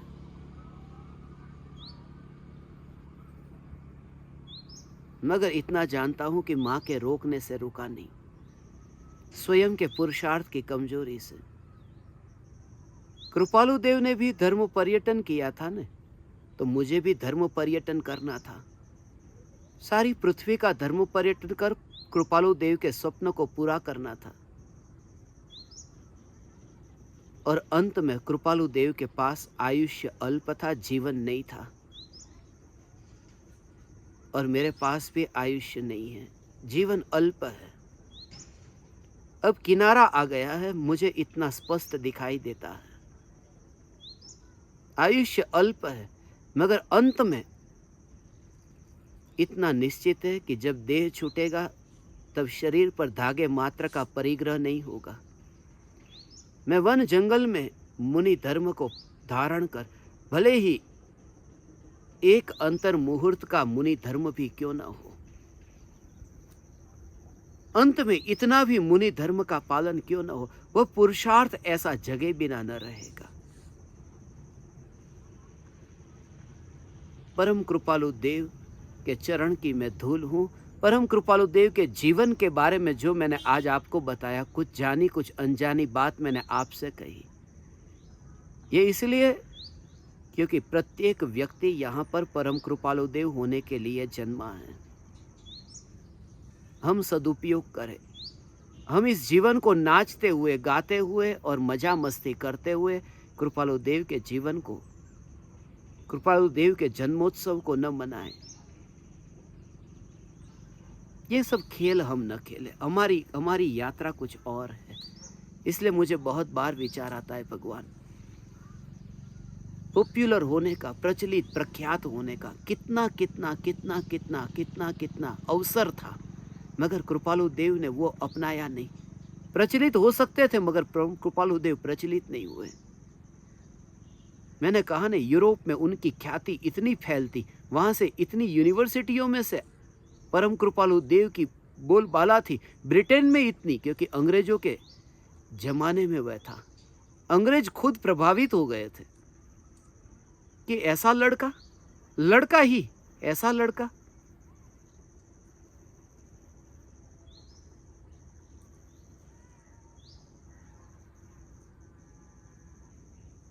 लोग परम कृपालु देव के जन्मोत्सव को मनाते हैं।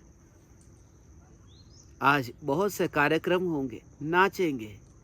परम कृपालु देव ने एक भी आश्रम नहीं खोला।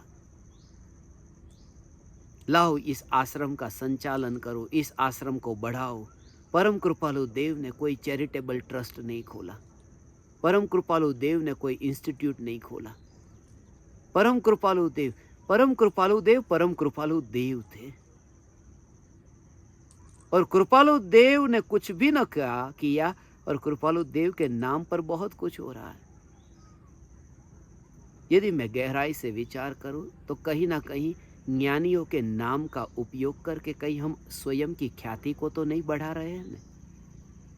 मैं सत्य कहता हूं, क्योंकि मेरे भीतर भी पाप है। मैं स्वीकार करता हूं। मैं अभी यही स्वीकार कर लूं जिससे ऊपर जवाब न देना पड़े। तुम्हारी भाषा में कहता हूं, कहीं ज्ञानियों के नाम को आगे रख करके स्वयं की ख्याति और प्रसिद्धि का भाव तो नहीं है ना। इसलिए हे ज्ञान दीपक, हमारा एक ही ध्येय होगा, एक ही ध्येय। हमें कोई अस्पताल नहीं खोलना, कोई गौशाला नहीं खोलनी, कोई पांजरापोल नहीं खोलना, हमें कोई अनाथाश्रम नहीं खोलना, वृद्धाश्रम नहीं खोलना। हमें तो बस एक ही कि परम कृपालु देव के पंथ पर चले बस। क्योंकि आयुष्य अल्प है और एक बार सेवा को ध्येय यदि तुम बना दो, साधना एक और रह जाती है। फिर पंचायत चलती रहती है और परम पावन ये चैतन्य परमात्मा ये एक और रह जाता है। और मृत्यु के समय तड़पना होता है कि मैंने ये क्या कर दिया। धन्य भागी है जो मृत्यु के समय तड़पता हो। कम से कम मृत्यु के समय तो पछतावा हुआ न। इसलिए हमारा एक ही प्रयोजन, आत्म साधना ही सच्ची साधना, और कुछ नहीं। यही सेवा, यही साधना। दूसरे को मैं दुख से मुक्त करूं, मगर मैं तो खुद दुखी हूं। दूसरे को दुख से क्या मुक्त करूं? मैं खुद अज्ञान से पीड़ित हूं। मैं दूसरों को कैसे दुख से मुक्त करूंगा? परम कृपालु देव के नाम पर कोई प्रॉपर्टी नहीं। परम कृपालु देव कोई संपत्ति के मालिक नहीं। सब निवृत्त हो गए। मुंबई की मोह माया, मायावी नगरी में से बाहर निकलना, ये कैसे हो सकता है? परम कृपालु देव मुंबई में रह करके भी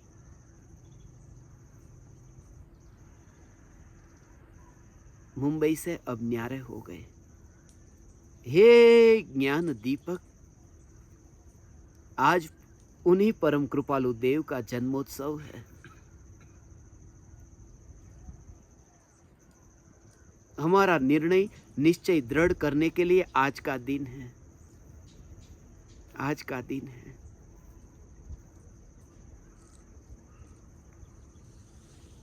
परम कृपालु देव होते कोई ही सौभाग्यशाली जीव परम कृपालु देव की महिमा और कदर कर पाता। परम कृपालु देव ने प्राणी दया कहा है, हो अंतर दया से पहले प्राणी दया कहा है। मगर प्राणी दया का भाव कृपालु देव का चैरिटेबल ट्रस्ट ये खोलने का नहीं था। परम कृपालु देव का आशय ये नहीं था कि तू एक पांजरापोल खोल और फिर उसके लिए ट्रस्ट बना, उसके लिए डोनेशन इकट्ठा कर, उसके लिए एक एक के पास में हाथ जोड़ करके वहां से रुपये इकट्ठे कर। ये काम नहीं। परम कृपालु देव कहते हैं तेरी यात्रा के दौरान बीच में यदि कोई ऐसे निमित्त मिले तो उस समय तू प्राणियों पे प्रति करुणा का भाव रखना। हरी घास पर मत चलना, हरी घास को मत काटना। तू चींटी के ऊपर पैर मत रख देना। तो घोड़े गाड़ी पर यदि बैठता है तो इतना ध्यान रखना कि घोड़े को चाबुक न मारे, जो परम कृपालु देव का नियम था कि घोड़े गाड़ी में तब बैठूं यदि घोड़े वाला घुड़सवार, वो घोड़े का गाड़ी का मालिक, वह घोड़े को चाबुक न मारे। तो पैसे भले ज़्यादा ले ले, मगर घोड़े को पीड़ा जितनी ज़्यादा से ज़्यादा मैं पीड़ा से बचा सकूं, घोड़े को पीड़ा न पहुंचे, उतना मैं प्रयास करूंगा। ये कृपालु देव ने किया। उनका जीवन, उसको प्राणी दया कहा है। प्राणी दया का मतलब ये नहीं है सत्संग को छोड़ करके गली गली में जाकर के ढूंढे कि कहाँ मिलेगी गाय, कहाँ मिलेगी बकरी, लाओ मैं बकरी और गाय को बचाने जाऊं। समय बहुत अल्प है, इसलिए सेवा अनंत भव में बहुत बार हो चुकी। अब साधना ही हमारा ध्येय है। हे ज्ञान दीपक परम कृपालु देव हमें साधना सिखा गए और सेवा में जागृति सिखा गए। एक व्यक्ति का जन्म लाखों पुरुषों का जीवन का परिवर्तन का कारण बन जाता है।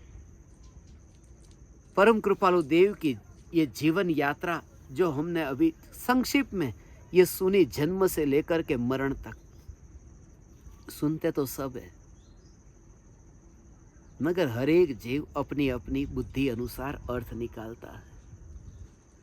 सभी जीव को वही दिखाई देता है। मैंने भी अपनी बुद्धि से अर्थ निकाला।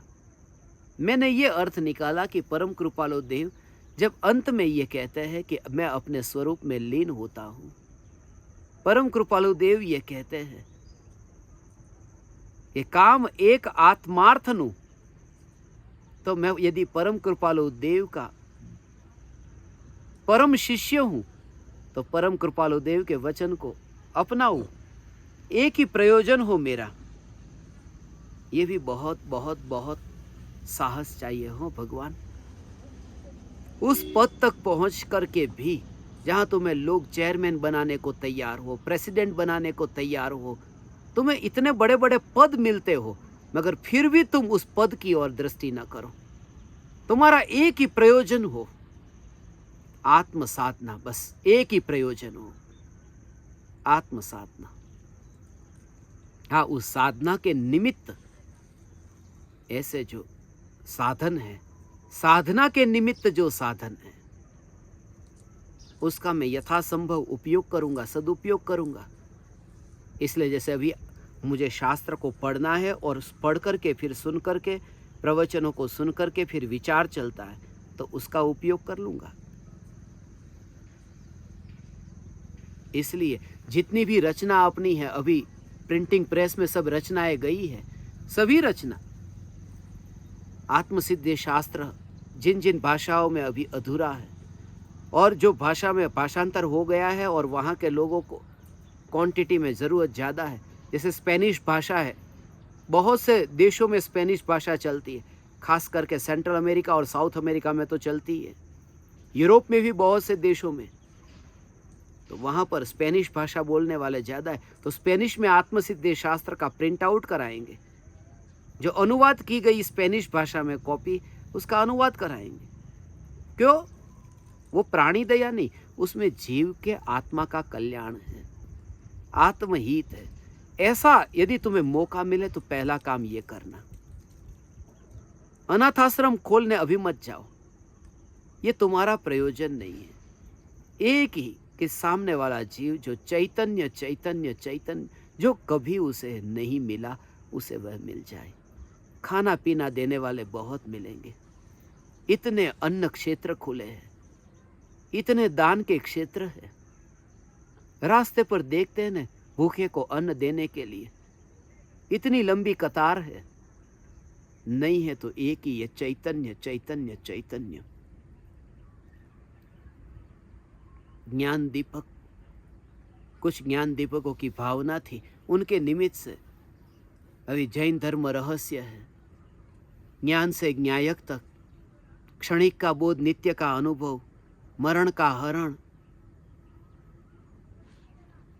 आत्मसिद्धि अनुशीलन, ऐसी बहुत सी रचना पूरी मैंने लिस्ट तैयार की है। अब सब प्रिंट में जाएगी, और खास करके उन महाराज साहबों के लिए जो बिजली का उपयोग नहीं करते, मोबाइल का उपयोग नहीं करते। मैंने मोटा भाई को बोला जितना भी खर्चा होता है वो करो, खास ये कि हमारा पूरा धन जो है वो उसमें उपयोग हो। चैतन्य चैतन्य, वाणी पढ़े, वाणी सुने, सब में एक ही कि चैतन्य की ओर वह जाए। हे ज्ञान दीपक, काम एक आत्मार्थनु। यदि तूने परम कृपालु देव को हृदय से माना है तो ध्यान रखना, उसका अंत नहीं है। आज मैं एक आश्रम खोलूंगा, आश्रम की गद्दी पर ऊंचा बैठ जाऊंगा, शिष्य बढ़ेंगे, भीड़ बढ़ेगी। बढ़ना बहुत आसान है, बढ़ जाना बहुत आसान है। मंद बुद्धियों के पास में भी भीड़ इकट्ठी हो जाती है। हमारा गुजरात में तमने खबर हो तो एक कमो है, कमो, एना वीडियो एटला बधा, તમે YouTube ઉપર આમ કમો સર્ચ કરો, મંદ બુદ્ધિનો માણસ છે અને લોકો એના વિડીયોને ઉતારીને એટલા વાયરલ કરે છે, મિલિયન કેટલા મિલિયન વ્યુઅર્સ થાય અને એને ટીઆરપી કરીને એની જે કમાઈ થતી હોય, એના જે મોનેટાઇઝેશનનું જે મળતું હોય યુટ્યુબની અંદર ને બધા, उसका पैसा कमाते हैं। जितने ज़्यादा व्यू होंगे, जितने ज़्यादा लाइक होंगे, कमेंट होगी, बस उतना पैसा कमाएंगे। मंद बुद्धि वो थोड़ा बहुत नाटक कर लेता है, बेचारे को पता भी नहीं कि वो क्या कर रहा है, ठीक तरह से बोल नहीं सकता, मगर इतना प्रचलित हो गया, लोकप्रिय हो गया, भीड़ इकट्ठी हो जाती है। गुरु हो जाने से भीड़ इकट्ठी नहीं होती। तुम्हारा पुण्य का उदय हो तो मंद बुद्धियों के पास भी भीड़ इकट्ठी हो जाएगी। इसलिए हे ज्ञान दीपक, परम कृपालु देव के आज इस पावन दिन हम ये प्रतिज्ञा ले कि हमारा एक ही प्रयोजन, आत्मार्थ। हम शिविर भी रखें तो मेन कार्य, हमारा मुख्य प्रयोजन यही कि पर्पस सॉल्व हो रहा है या नहीं, आत्महित हो रहा है, बस तो ये करना है, नहीं तो नहीं। इसमें आत्महित है, इसलिए जो भी शिविर रखे, जितनी भी मीटिंग हो, जहां पर भी जो प्रवचन रखे, इसलिए प्रवचन नाम दो, तुम चैतन्य तत्व विचार नाम दो, ध्यान दो। मैं तुम्हें कल 11 सत्संग होने वाले हैं, सुबह से लेकर के रात तक।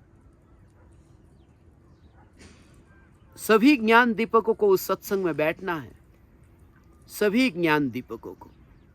कल मैं वह भी देखूंगा, आपकी अटेंडेंस देखूंगा। आपको यदि नहीं आता है तो आप सीख लेना। आप भी चैट बॉक्स में अपना नाम लिख देना कि आप आए हैं, मुझे पता चलेगा। इसलिए क्योंकि परसों 10 तारीख को आप ज्ञान दीपकों की मीटिंग रखी है, 10 तारीख को शाम को मीटिंग है। उसमें भी कुछ ज्ञान दीपकों के बहाने सुन करके मैं हैरान हो गया। घर पर दामाद आने वाला है, दामाद का ध्यान नहीं रखा तो बेटी वापिस आएगी ससुराल से। सत्संग छूट सकता है, दामाद से मीटिंग नहीं छूट सकती। ये सब मैं जांचना ही चाहता था कि तुम्हारी प्रायोरिटी कैसी है। डॉक्टर की अपॉइंटमेंट है, डॉक्टर नहीं छूट सकता, शरीर का डॉक्टर नहीं छूट सकता, आत्महित तो बाद में भी हो सकता है। ये सब बहानेबाजी, जितनी प्रायोरिटी, मैं तो देखना ही चाहता था कि तुम्हारी प्रायोरिटी किस में है, तुम किसे प्रधानता देते हो। और कल 11 सत्संग के बाद में और तुम्हारी अटेंडेंस देखने के बाद में, क्योंकि कल का सत्संग यूट्यूब पर होगा और यूट्यूब पर सबके नाम मैं देखूंगा चैट बॉक्स में। उसके बाद में परसों 10 तारीख को जब मीटिंग होगी, उस मीटिंग के दौरान मैं आपको बताऊंगा जो मैंने आपके लिए अब नया नित्यक्रम निकाला है। और 15-15 मिनट का जो ध्यान से पूर्व तत्व विचार, 5 मिनट का, उसका भी नया पार्ट अभी तक के जो हुए ध्यान से पूर्व तत्व विचार में से निकाला। और आपको भी कोई 15 मिनट का टुकड़ा ऐसा लगा हो जिसे सुनकर के आपको लगा हो कि यह जीवों को उपयोगी हो सकता है, तो मुझे भेजना, मैं सुनूंगा। और मुझे यदि लगा तो मैं आप ज्ञान दीपकों तक और आगे भेजूंगा। उसकी विशेष चर्चा मैं आपको तब बताऊंगा कि तुम्हारी साधना में 10 तारीख को, और वह मीटिंग 2 घंटे भी चल सकती है, इसलिए तैयारी में रहना। 7:42 से 2 घंटे, 3 घंटे।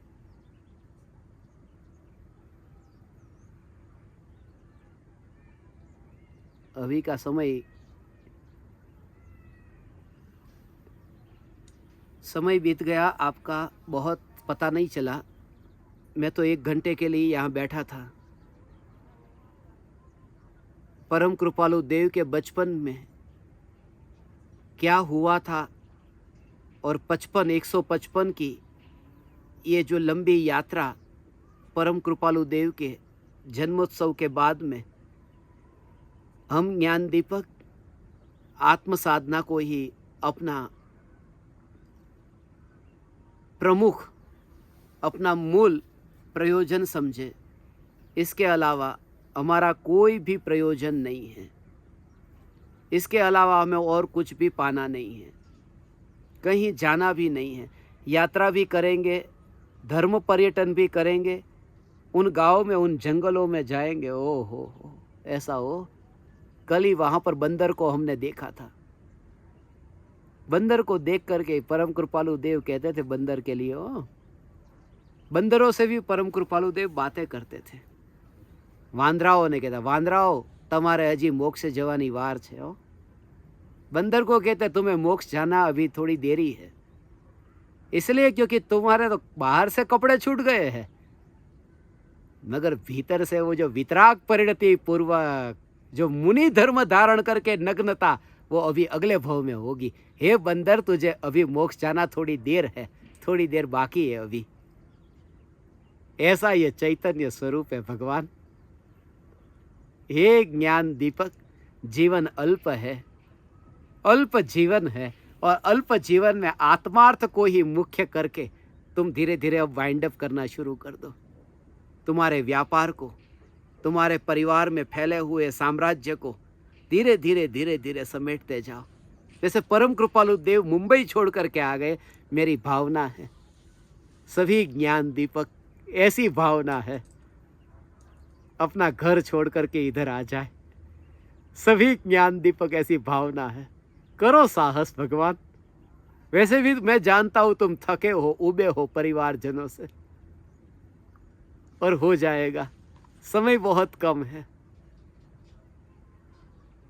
आज एकांत में गजपंथा की इस पावन भूमि पर, एकांत में परम कृपालु देव के संग में, सिद्ध क्षेत्र पर, मोक्ष के क्षेत्र पर, जन्म और मरण का अंत जहां हुआ, ऐसे क्षेत्र पर परम कृपालु देव के जन्मोत्सव के गुणगान गाने का मुझे अवसर मिला। मैं धन्य भागी हूँ। मुझे आप जैसे ज्ञान दीपकों का योग मिला। आप समस्त ज्ञान दीपकों को मेरे हृदय के अंतःकरण से प्रणाम करता हूँ और कल सुबह 6 बजे से शाम के 4 बजे तक 11 सत्संग के लिए तैयार रहेंगे और ध्यान से पूर्व चैतन्य तत्व विचार पंचम गुणस्थानवर्ती श्रावक की जो 11 प्रतिमा है, वो जो चारित्र गुण की पर्याय की निर्मलता होते ही श्रावक कैसे उत्तरोत्तर वृद्धि करता है, उसका रहस्य समझेंगे। परम कृपालु देव के चरणों में अनंत अनंत वंदन, अनंत अनंत प्रणाम, अनंत अनंत वंदन, अनंत अनंत प्रणाम। अहो अहो श्री सद्गुरु करुणा सिंधु अपार, इस पामर पर प्रभु किया अहो अहो उपकार, अहो अहो उपकार। देह सहित जिनकी दशा वरते देहातीत, उन ज्ञानी के चरण में हो वंदन अगणित, हो वंदन अगणित।